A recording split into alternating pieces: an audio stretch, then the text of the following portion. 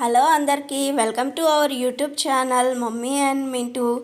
నేను ఈరోజు మేము ఇంట్లో చేసుకున్న పన్నీర్ రెసిపీ మీకు కూడా షేర్ చేద్దామని వచ్చాను. ఒకవేళ మన ఇంట్లో పాలు విరిగిపోతే అవి పడేయకుండా ఇలా పన్నీర్ చేసుకోవచ్చు. యాక్చువల్లీ మేమైతే ఒక గిన్నెలో పాలు కాగబెట్టుకున్నాము, కానీ అవి విరిగిపోయాయి. విరిగిపోయినాయి పడేయడం ఎందుకులే అని దీన్ని పన్నీర్ చేద్దామని ఒక గిన్నె తీసుకొని దాంట్లో ఒక క్లాత్ వేసుకున్నాము. ఆ క్లాత్లో ఈ విరిగిపోయిన పాలని వడపోసుకొని ఆ ఎక్సెస్ వాటర్ ఉంటాయి కదా, ఆ ఎక్సెస్ వాటర్ని ఒక గిన్నెలో తీసుకొని పడేసేయాలి. ఇంకా ఈ క్లాత్లో వడపోసుకున్న దాన్ని అయితే మేము చాలా గట్టిగా స్క్వీజ్ చేసుకున్నాము. అది ట్విస్ట్ చేయాలి. ట్విస్ట్ చేస్తే అందులో ఉన్న ఇంకా మిగిలిపోయిన ఎక్సెస్ వాటర్ అంతా వెళ్ళిపోయిన తర్వాత అది తీసి వేరే గిన్నెలో పక్కన పెట్టుకున్నాము.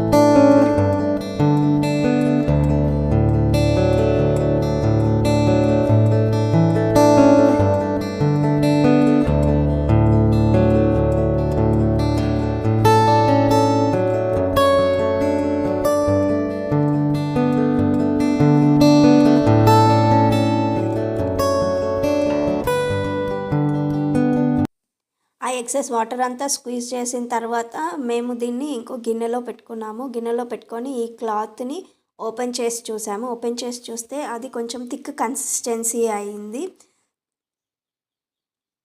ఇలా చూపిస్తున్నట్టు అది ముట్టుకొని చూస్తే అది గట్టిగా అయింది. ఇప్పుడు మనం అది క్లాత్లో మళ్ళీ గట్టిగా పెట్టుకొని దీనిపైన ఏదైనా బరువైంది పెట్టుకోవచ్చు, లేదంటే డీప్ ఫ్రిడ్జ్లో కూడా పెట్టుకోవచ్చు. మేమైతే ఒక 10 మినిట్స్ డీప్ ఫ్రిడ్జ్లో పెట్టాము. 10 మినిట్స్ డీప్ ఫ్రిడ్జ్లో పెట్టిన తర్వాత మళ్ళీ ఓపెన్ చేసి చూస్తే అది ఇంకా గట్టిగా అయింది. పన్నీర్ కన్సిస్టెన్సీ వచ్చింది. ఇప్పుడు మనకి పన్నీర్ రెడీ అయిపోయింది. దీన్ని ఒక ప్లేట్లో తీసుకొని మనము కట్ చేసుకోవచ్చు పన్నీర్ పీసెస్ లాగా. మేమైతే క్యూబ్స్ లాగా కట్ చేసుకున్నాము.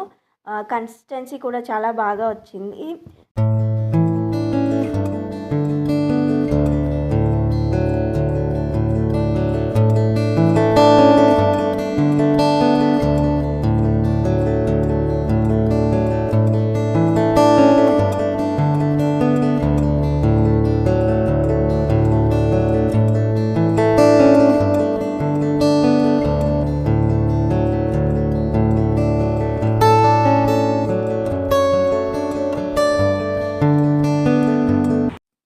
మీరు కూడా కుదిరితే ట్రై చేయండి.